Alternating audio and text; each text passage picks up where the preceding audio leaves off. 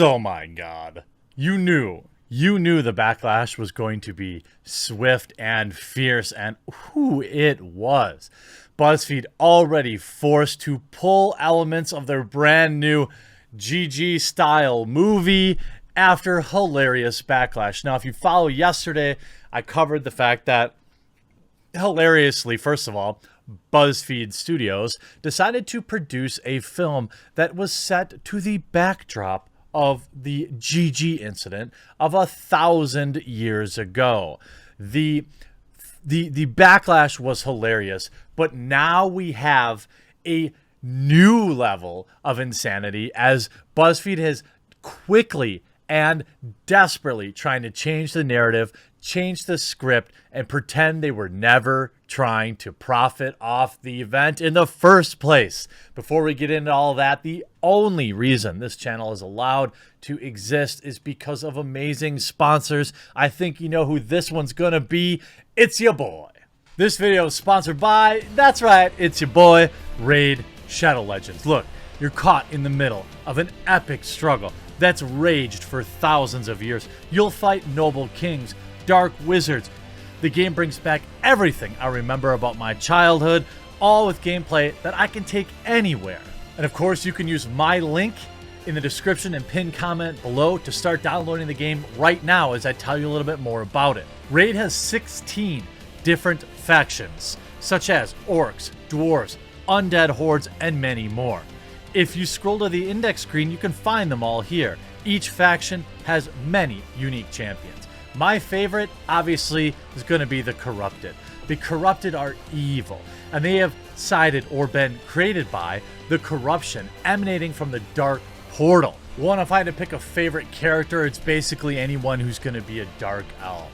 They were once a single kingdom with the High Elves, becoming something like the Byzantine Empire in the terms of style and politics. Fallen from grace in their homeland, the Dark Elves inhabit the forests that border the realms of Teleria. Quick tip, of course, the fastest way you can level up your champions is through farming the campaign. You grind XP and get loads of silver as well as a few artifacts at the same time. Raid's constantly bringing out new champions, and here's some concept art for some of the ones that they're currently working on. I'm a huge fan of this design, just looks marauding and unstoppable. Now, if you want to get in the game, make sure you're quick and use my link in the description and pinned comment below, because every new player will get an exclusive welcome pack that contains 50,000 silver, 50 gems, 5 mystery shards, 1 energy refill, 1 day of XP boost, 1 clan boss key, and a free awesome champion, Hexweaver. I mean, Hexweaver is already pretty badass, and you get it for free. You'll also find extra awards inside your inbox located here for the next 30 days. So grab that link in my description or pinned comment below. Get in Raid. I look forward to challenging you in PvP. Hey, hop into the game. I legitimately play on my desktop and on my mobile phone, so you can catch me in there. Often, my username is Colt's Dad. Now, after intense criticism, which I will cover now, BuzzFeed has been forced to backpedal. Zoe, Brianna, and Felicia Day criticize GG comedy movie. Recently, BuzzFeed Studios announced a new movie called One Up that's being directed by Kyle Newman, of course. Film also written by Julia York, starring Ellen Page, and has been compared to a comedy like Pitch Perfect. You'll see Page take on the role of an esports coach for an all-females esports team. While the main focus of the film appears to be esports, it will reportedly also cover some of the hugely controversial topics in the gaming industry, like Gamergate. Who doesn't want to continue to live and relive an event that was relatively meaningless and happened almost 10 years ago at this point?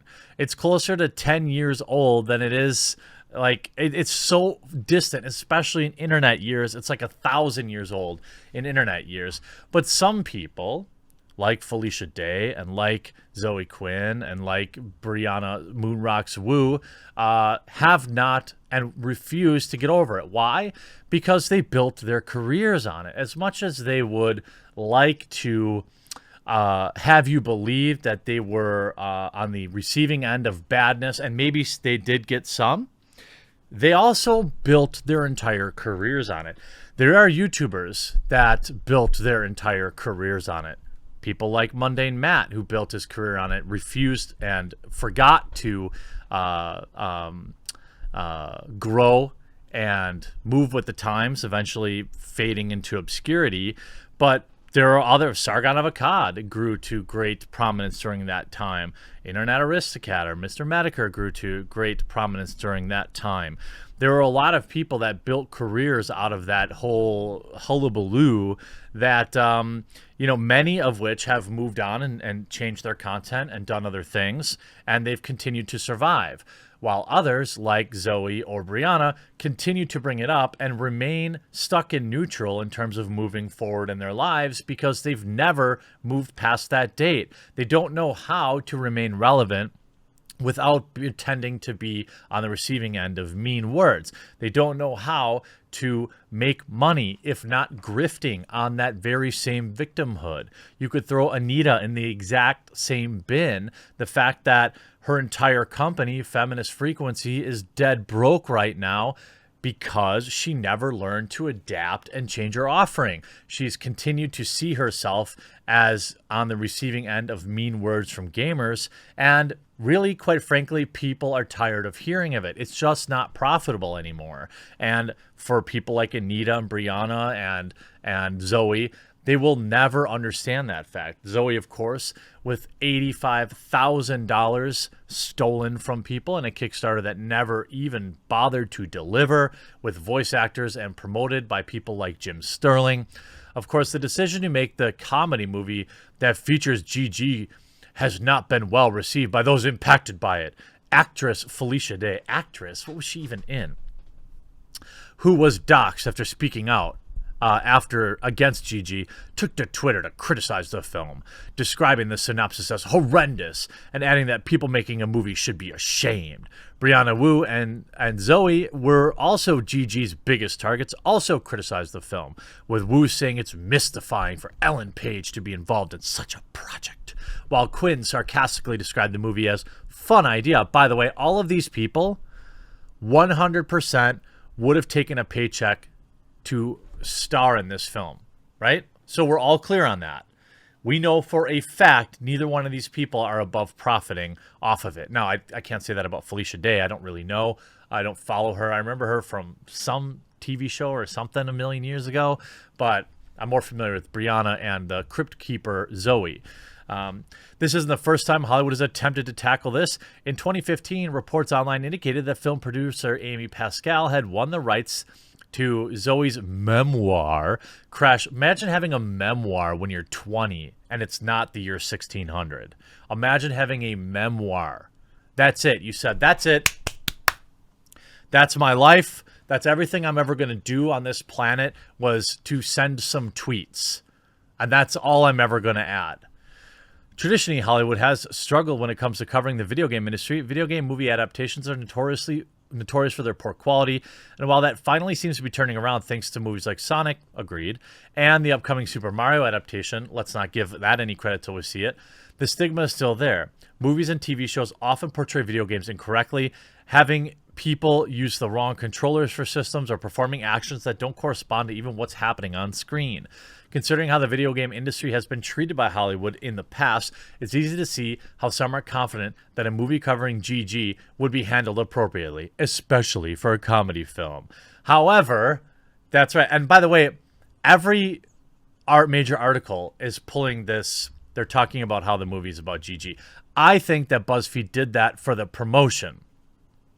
Of course. First of all, an all-girl esports team. Remember that Russian team? Remember that? How hilarious that was? I forget what that was called. But no, now BuzzFeed is in full panic mode and now sending updates. This via Game Informer. Update 11.2. The original version of the story referenced the film having a backdrop of Gamergate and being about women in esports and GG. Game Informer received an email from BuzzFeed Studios PR saying these statements are factually incorrect, so we have removed specific mentions of GG. Except, what do you mean? It's in every single article. Don't you think? Do you think all of these places just made it up? It's in every headline. I mean, what are you talking about? Oh, I can't even look at any of these reactions. You know, I wondered if any of these profiteers have decided to comment on it. Now that BuzzFeed has come out to say that it isn't about that, it doesn't look like anybody has pulled back any of their fake outrage, has it? Doesn't look like it. Looks like she collected her victimhood bucks and didn't correct it. Now that BuzzFeed has. Let's see if politician Brianna has corrected her hot take. Let's see. October 31st.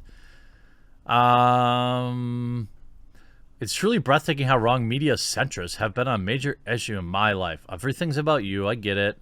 Let's see. Nope. She also has not corrected the fact, even though she has not changed her narrative, because, of course, it's all about her being a perpetual victim. Nobody likes that. Eventually, you've got to move on with your life. The fact that anybody even watches videos about GG, to me, is amazing. I suppose just for the spectacle of it. I hope you enjoyed this video. I'm going to have 4 to 6 videos today for you. Hopefully keep your mind off all the craziness going on out there. I hope you enjoyed this one. We'll talk to you again real soon.